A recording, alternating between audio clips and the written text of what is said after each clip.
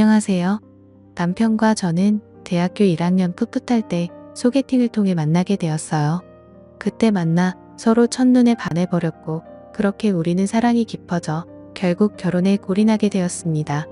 남편은 저를 누구보다 아끼고 사랑해 주었어요. 20대 건강한 남자라서인지 부끄러운 이야기지만 연애 때부터 결혼할 때까지 한결같이 사랑을 키워나갔습니다. 저는 어느 누가 봐도 예쁘고 귀엽다는 말을 했고 저에게 끼가 조금 넘친다고 말들을 하더군요. 그때까지만 해도 끼가 있다는 게 놀거나 춤을 추거나 그런 것을 말하는 건 줄 알았는데 그게 아니라 남자를 은근히 유혹하는 끼라고 하는데 그 말을 듣고 기분이 나쁘다기보다는 은근히 기분이 좋았어요. 저에게 그런 끼가 있을 줄이야 싶더라고요. 결론적으로는 그 끼 덕분에 사랑하는 남편을 만났고 결혼까지 했으니 이제 어느 정도 수그러들었다는 생각이 들었습니다. 남편 위로는 형님들 4분이 계시고 모두 다 결혼을 하셨어요. 남편은 막내이면서 시아버지 아픈 손가락이라서인지 남편에게 애정을 쏟아주셨고 그래서인지 며느리 중에서도 막내 며느리인 저를 귀여워해 주시고 예뻐해 주셨어요. 특히 셋째 며느리가 저를 늘 눈에 가시처럼 생각하셨는지 뭐만 하면 트집을 잡으면서 저를 괴롭히며 다른 형님들 사이에서 저를 이간질을 많이 하시더라고요. 시어머님도 저를 예쁘게 해주시고 모질게 구박한 적 한 번도 없으신데 왜 그러시는지 이해가 안 갔습니다. 동서 어머님이랑 다른 형님들이 동서한테 왜 실수해도 잔소리 안 하고 그냥 넘어가는 줄 알아?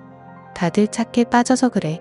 게다가 다들 외국에 계시니까 별말 안 하는 것 뿐이지. 가난하면 눈치라도 좀 있을 것이지. 그래서 어쩔 수 없이 내가 총대 매는 거니까 날 너무 미워하지 말아줬으면 좋겠어. 아버님께서 동생한테 잘해주시고 편애하시는 것 같아서 보기 안 좋아. 머리 빈 여자 마냥 해볼래 하면서 넙죽넙죽 받는 거 그거 보기 안 좋은 거 알지? 거절하는 법을 좀 배워. 좀 돈이 필요하면 나한테 말해. 내가 좀 줄 테니까. 그깟 푼 돈 있으나 없으나 필요 없는 건데.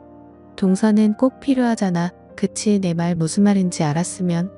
아버님께서 뭐라 하면 눈치껏 알아서 잘 피해 다녀. 그리고 저번에 준 반찬 맛있던데 그거 조금만 더 해줄 수 있지? 우리 집 반찬이 다 떨어져서 그럼 부탁해 동서하며 말을 하는데 정말 얄미워서 화병이 날 지경이었어요.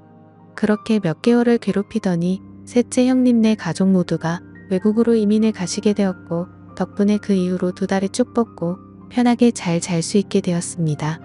큰형님과 둘째 형님, 넷째 형님네는 모두 미국에서 의사나 변호사 등을 하고 남부럽지 않게 잘 살아가고 계십니다. 시아버지께서 워낙 교육열이 높으셔서 따뜻한 미국으로 유학을 보내주셨고 머리도 좋아 공부도 잘했다고 하더라고요. 제 남편만 늘 몸이 약해서 국내에서 대학원까지 나와 대기업에 다니고 있는 중이었습니다. 그러니 부모님께서도 늘 막내 아들 걱정뿐이신 것 같았어요. 그런 막내 아들에게 저 같은 활발하고 술 좋아하는 막내 며느리가 들어왔으니 더 이뻐해 주시는 것 같아요. 시아버지는 평소 술을 좋아하시는데 자식들이 모두 외국으로 나가버리니 술 친구가 없으셔서 늘 외롭고 심심해하셨어요. 제 주량은 소주 5병이라서인지 시아버지 옆에서 같이 마실 때마다 너무 좋아해 주시더라고요. 시댁에서도 술이 제일 세신 분이 우리 시아버지시거든요. 술 마실 때마다 이런저런 이야기를 저에게 신세한탄도 하시고 즐거운 일이 있을 때마다 신나서 이야기를 하시는 분이세요.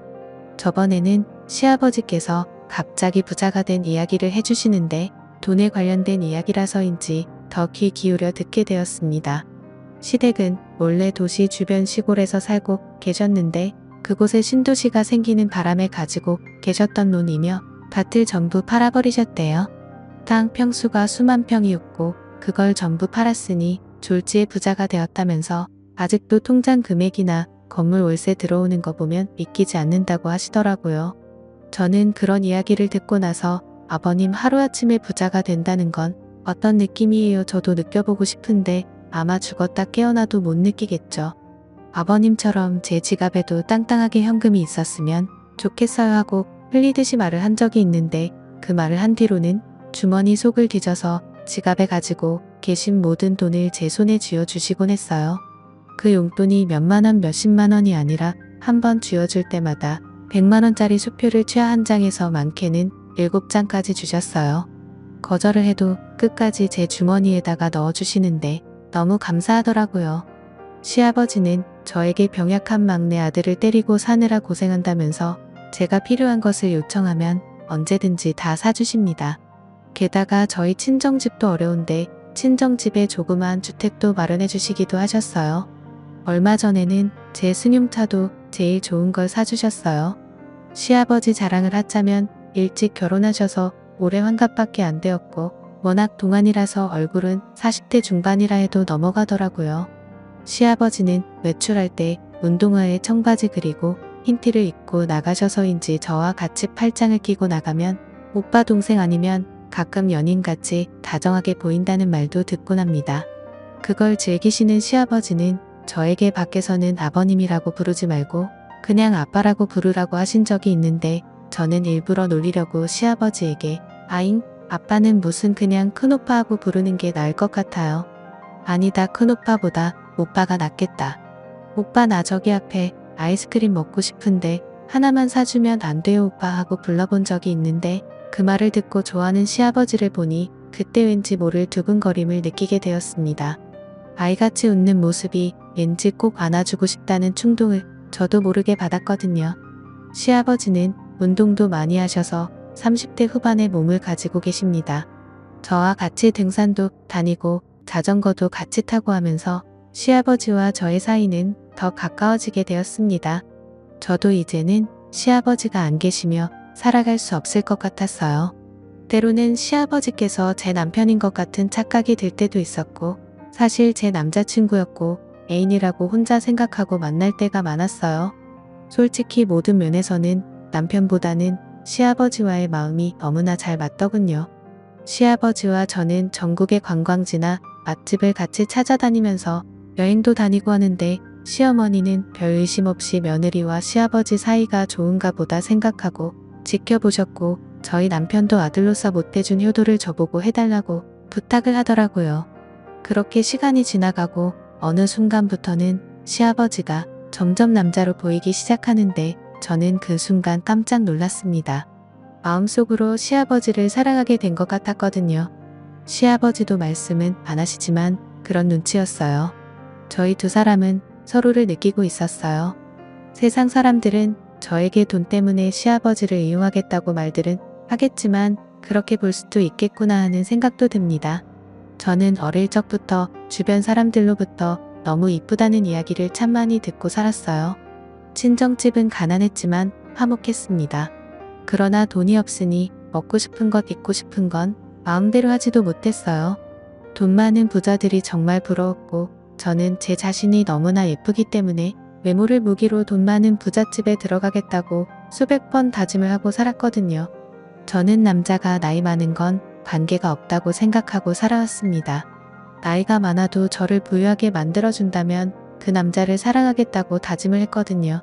그 기회가 서서히 다가오고 있다는 느낌이 들기 시작했습니다. 그 대상은 제가 사랑하는 내 남자 시아버지였습니다. 뭐 사랑이 별거 있겠어요. 세상에는 죽도록 사랑했지만 돈 때문에 깨져버린 사랑도 있으니까요. 부부간에도 돈 때문에 싸우고 돈이 없어서 사랑하는 관계도 미워하는 관계로 변하는 걸 제 주변에서 많이 봐왔습니다. 저보고 돈에 미친 여자라고 하시겠지만 그래도 할 수 없어요. 저는 돈과 우리 시아버지를 사랑하고 있으니까요. 그런 생각으로 생활하고 있던 어느 날 시아버지와 단둘이 있는데 그날따라 기분이 참 묘하더군요. 밖에는 여름 장맛비가 억수로 쏟아져 내리고 있었고 시아버지는 식사 준비를 하고 있는 저의 모습에 그날따라 눈길을 떼지 못하시는 겁니다. 저는 무더운 여름이라 짧은 바지와 얇은 티셔츠를 입고 있었거든요. 일부러 시아버지 앞에서 제 매력을 어필하려고 했던 것도 같네요. 제 모습을 제가 봐도 난 참 끼가 많구나 하고 생각했습니다. 저는 제 남편에게 느끼지 못한 이상한 묘한 느낌을 시아버지를 통해 느끼고 있었어요.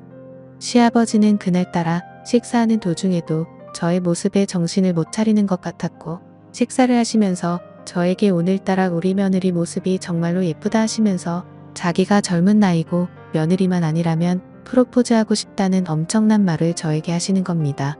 안 그래도 그 말씀에 놀랐는데 그 놀라움이 가시기도 전에 그 뒤의 말은 더 엄청났습니다. 오늘따라 너에게 용기를 내고 싶다고 말씀하시는데 저는 잘못 들은 줄 알고 깜짝 놀랐습니다. 저는 못 들은 척 아버님 저를 어떻게 하시겠다고요? 설마 제가 잘못 들은 거겠죠. 만약에 맞게 들었다면 아버님 오늘 농담이 좀 지나시네요 하고 말을 했는데 왠지 그날이 제 인생 역전을 할 수 있는 기회인 것 같아서 바로 시아버지 손을 잡고 아버님 언젠가는 그런 기회가 오지 않을까요? 하고 말씀을 드렸고 시아버지는 아무런 말씀도 없이 저를 보면 웃으셨습니다. 그렇게 식사를 마치고 다 먹은 그릇을 치우려고 일어서는 순간 갑자기 시아버지는 제 손을 잡으셨고 그렇게 저도 가만히 있어서 한참을 손을 잡고 있었습니다. 이후로 더 이상의 실수는 하지 않았죠. 하지만 저는 오늘 무슨 실수가 벌어져도 괜찮다는 생각을 하고 있었기에 싱겁게 끝나버린 시아버지의 용기가 너무나 아쉬웠습니다. 정말 제가 정신이 나간 것인지 남자를 밝히는 것인지 아니면 돈에 미쳐가는 것인지 잘 모르겠어요. 저는 서서히 시아버지가 제 남자가 뛰어가는 느낌이 들기 시작했습니다. 저는 제 방으로 들어와 커피를 한 잔 마시며 지금까지의 인생을 생각해보니 이제는 더 이상 물러설 곳이 없었어요. 시아버지도 제 마음을 아셨고 저 역시 시아버지의 마음을 알아버리고 말았습니다. 그래도 어쨌든 시아버지와 막내 며느리 사이인데 도덕적으로 있을 수 없는 일이며 엄청난 일이잖아요. 시아버지와 저는 밖으로는 내색 한 번 안 냈어요. 같이 술도 마시고 손까지 잡고 있는 그런 사이로 발전해 나가기 시작했습니다. 저도 사람인지라 때론 이건 아닌데 하면서도 시아버지와의 사이에 빠져들어가고 있었어요. 저는 친정 아버지께서 일찍 돌아가셨고 오빠가 없으니 집안에 남자들이 없었어요.